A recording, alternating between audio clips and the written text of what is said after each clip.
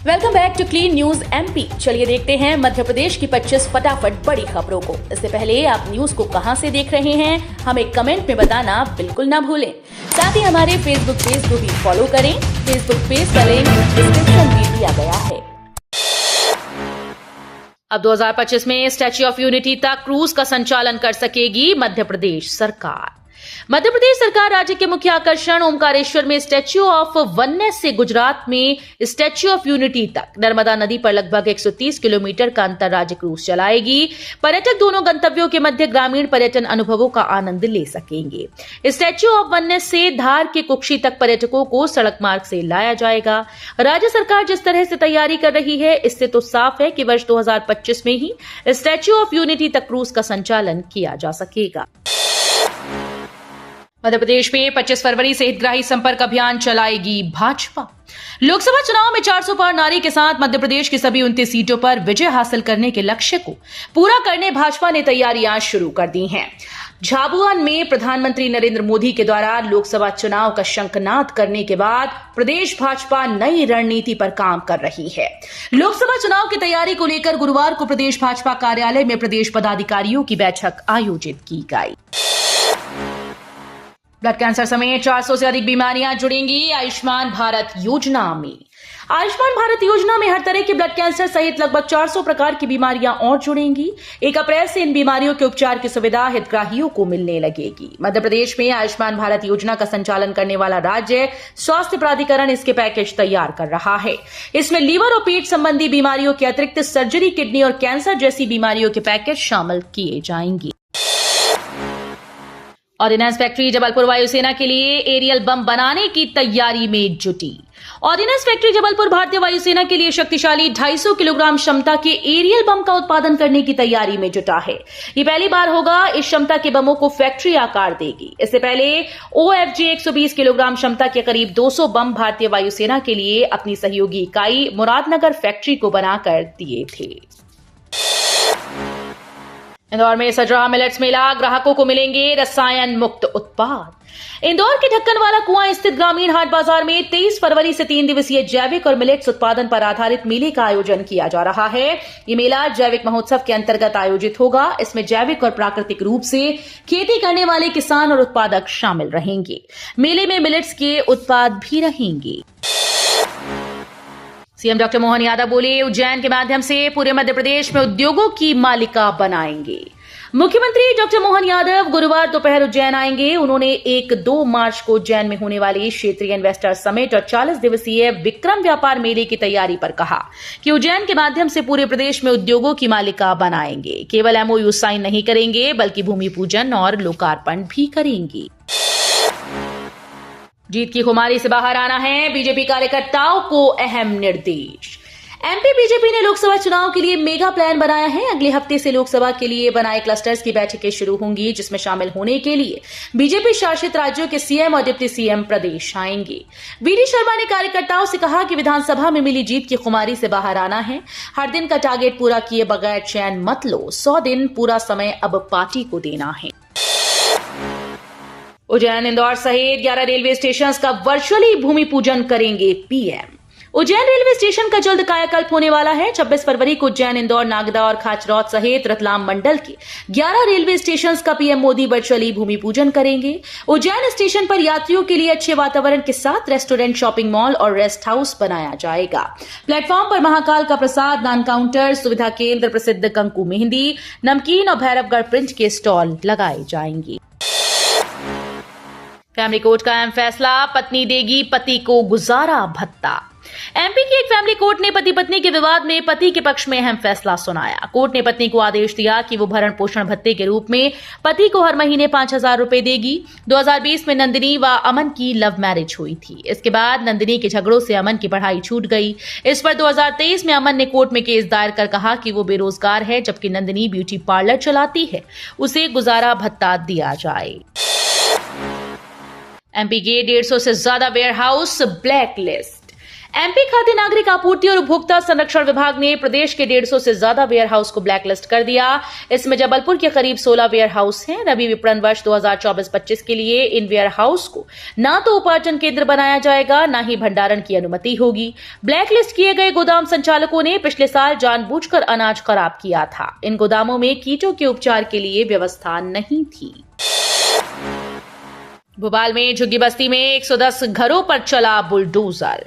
भोपाल में होटल ताज के ठीक सामने भदभदा झुग्गी बस्ती में 110 घर बुलडोजर से धराशायी कर दिए गए।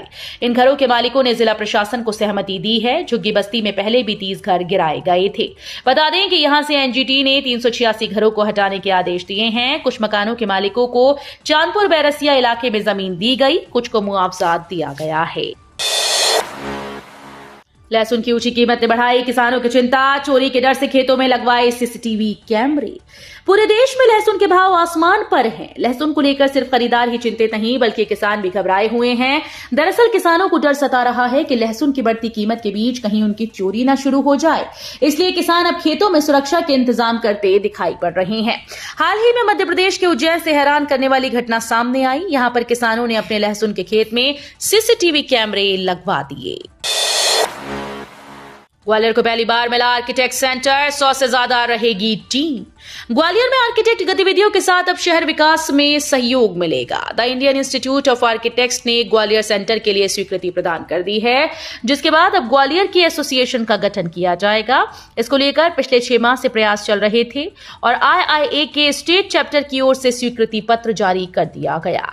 ग्वालियर में अभी तक आर्किटेक्ट की कोई रजिस्टर्ड संस्था या एसोसिएशन नहीं थी। पहली बार ये ग्वालियर चैप्टर तैयार किया जाएगा। विक्रम महोत्सव और औद्योगिक कॉन्क्लेव का वर्चुअली शुभारंभ करेंगे प्रधानमंत्री नरेंद्र मोदी।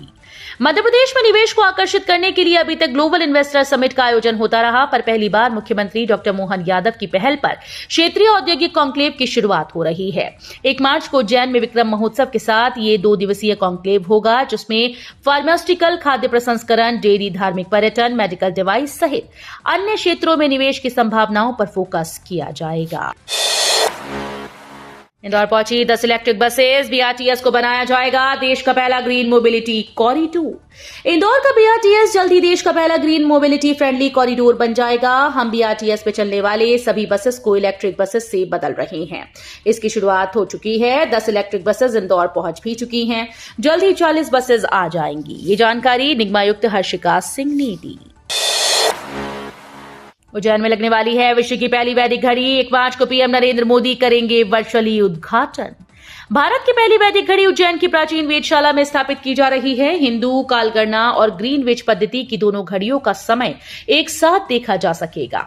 ऐप के द्वारा अलग अलग लोकेशन के सूर्योदय का समय, मुहूर्त काल, विक्रम संवत कैलेंडर, राहु काल, शुभ मुहूर्त पंचांग सहित समय गणना का भी पता लगाया जा सकेगा। बीजेपी का हर बूथ पर 370 अधिक मत हासिल करने का लक्ष्य। सीएम बोले, इस बार हम इतिहास रचेंगे। लोकसभा चुनाव के लिए भाजपा ने 370 सीटें जीतने का लक्ष्य रखा है। इस संबंध में प्रधानमंत्री नरेंद्र मोदी ने हर बूथ, हर पार्टी के पक्ष में 370 वोट बढ़ाने का लक्ष्य दिया। इस लक्ष्य को हासिल करने के लिए भाजपा के प्रदेश मुख्यालय में पार्टी की बड़ी बैठक हुई। इसमें लोकसभा चुनाव के लिए रणनीति पर चर्चा हुई। उज्जैन से होगी रीजनल समिट की शुरुआत। सीएम मोहन बोले, केवल इंफ्रास्ट्रक्चर से काम नहीं चलेगा। मुख्यमंत्री डॉक्टर यादव ने कहा कि केवल अधोसंरचना पर काम करने से काम नहीं चलेगा। अधोसंरचना के साथ साथ सभी प्रकार की व्यापार की गतिविधियों को बढ़ावा देने की आवश्यकता है। इसलिए प्रदेश भर में क्षेत्रीय समिट भी चालू कर रहे हैं, जिसकी शुरुआत उज्जैन से होगी। आने वाले समय में ग्वालियर, जबलपुर, रीवा, टीकमगढ़, सागर क्षेत्र में अलग अलग प्रकार की जहां उद्योग व्यापार की संभावना है, सभी जगह इस प्रकार के समिट लगाते हुए विकास को समान रूप से आगे बढ़ाया जाएगा। मध्य प्रदेश के पूर्व सीएम दिग्विजय पुलिस हिरासत में। पूर्व सीएम दिग्विजय सिंह को दिल्ली पुलिस ने हिरासत में ले लिया है। दिग्गी ईवीएम के खिलाफ प्रदर्शन करने दिल्ली पहुंचे थे। धरना जंतर मंतर में तय था, लेकिन पुलिस ने परमिशन नहीं दी। दिग्विजय ने एक्स पर लिखा, केंद्र सरकार घबरा गई है क्योंकि इस बार पूरे देश से हजारों लोग धरने में आ रहे थे। घबराकर स्वीकृति निरस्त कर दी। न्याय यात्रा से पहले गृह मंत्री अमित शाह का ग्वालियर दौरा। मध्य प्रदेश में राहुल गांधी की न्याय यात्रा से पहले गृह मंत्री अमित शाह ग्वालियर के दौरे पर आ रहे हैं। कहा जा रहा है कि ये दौरा बेहद अहम है। अमित शाह लोकसभा चुनाव को लेकर संगठन में कसावट के लिए आ रहे हैं। ग्वालियर में वो बीजेपी क्लस्टर मेंबर्स की मीटिंग लेंगे, जिसमें मुरैना, भिंड, ग्वालियर और गुना संसदीय क्षेत्र के 400 से अधिक नेता और कार्यकर्ताओं को संवाद के लिए बुलाया गया है। एमपी में इस दिन एंट्री लेगी राहुल गांधी की न्याय यात्रा। राहुल गांधी की भारत जोड़ो न्याय यात्रा 2 मार्च को मुरैना के रास्ते एमपी पहुंचेगी। यात्रा को सफलतापूर्वक संपन्न कराने के लिए एमपी कांग्रेस ने 23 कमेटीज बनाई। प्लानिंग कमेटी में पीसीसी चीफ, नेता प्रतिपक्ष, पूर्व पीसीसी चीफ, पूर्व नेता प्रतिपक्ष और सभी सीनियर नेता शामिल रहेंगे। ये यात्रा एमपी में 5 दिन रहेगी। 5वें दिन रतलाम के सैलाना से राजस्थान के बाड़मेर जिले की सीमा में प्रवेश करेगी। मध्य प्रदेश में बदलेगा मौसम, गिरेंगे ओले, इन जिलों में बारिश का येलो अलर्ट। मध्य प्रदेश में मौसम विज्ञानियों के मुताबिक बादल बनी रहने और ऊपरी स्तर पर हवा का रुख उत्तरी होने के कारण पूरे प्रदेश में दिन और रात के तापमान में गिरावट होने लगी है। इससे तपिश से राहत मिल गई। मौसम विज्ञानियों के मुताबिक 24 फरवरी को एक नए पश्चिमी विक्षोभ के उत्तर भारत में आने के बाद 25 फरवरी से प्रदेश के अधिकतर जिलों में गरज चमक के साथ वर्षा होने की संभावना है। मोदी सरकार पर एलन मस्क का बड़ा खुलासा। एलन मस्क के मालिकाना हक वाले सोशल मीडिया प्लेटफॉर्म एक्स का दावा है कि केंद्र सरकार की ओर से उसे कुछ खास अकाउंट्स और पोस्ट पर बैन लगाने का आदेश मिला था। एक्स ने कहा, भले ही हमें भारत सरकार से अकाउंट्स बैन करने का आदेश मिला था, लेकिन हमने ऐसा नहीं किया क्योंकि हम अभिव्यक्ति की आजादी के पक्षधर हैं। हम ऐसी रोक लगाने के खिलाफ हैं। हालांकि सरकार की तरफ से इस दावे को लेकर कोई बयान अभी सामने नहीं आया है। किसान आंदोलन पर केंद्र का वार, कई social media account suspend. Elon Musk की कंपनी एक्स ने किसान आंदोलन से जुड़े कई अकाउंट्स और संबंधित फैन पेज या अकाउंट्स को सस्पेंड कर दिया है। इनमें कई प्रमुख किसान नेताओं और उनके समर्थन वाले एक्स अकाउंट भी हैं। भारत सरकार के निर्देश के बाद ये कार्रवाई हुई। हालांकि कंपनी इन अकाउंट्स और पोस्ट को केवल भारत में ही रोकेगी। कंपनी ने कहा कि इन कार्रवाइयों से हम सहमत नहीं हैं। अभिव्यक्ति की आजादी इन पोस्ट तक भी जानी चाहिए। सीएपीएफ और असम राइफल्स में 24,000 कर्मियों की प्रतिनियुक्ति को मंजूरी। केंद्र सरकार ने बेहतर पदोन्नति के अवसर, कर्मियों की नई भर्ती और विभिन्न आंतरिक सुरक्षा कार्यों के लिए गुणवत्तापूर्ण मानव संसाधन सुनिश्चित करने की दिशा में बड़ा कदम उठाया। सरकार ने 5 केंद्रीय सशस्त्र पुलिस बलों और असम राइफल्स के मौजूदा मानव संसाधन में करीब 24,000 कर्मियों की आरक्षित प्रतिनियुक्ति को मंजूरी दी। तो ये थी आज की 25 फटाफट बड़ी खबरें। अगर आपको न्यूज पसंद आई हो तो वीडियो को लाइक और शेयर जरूर करें। धन्यवाद।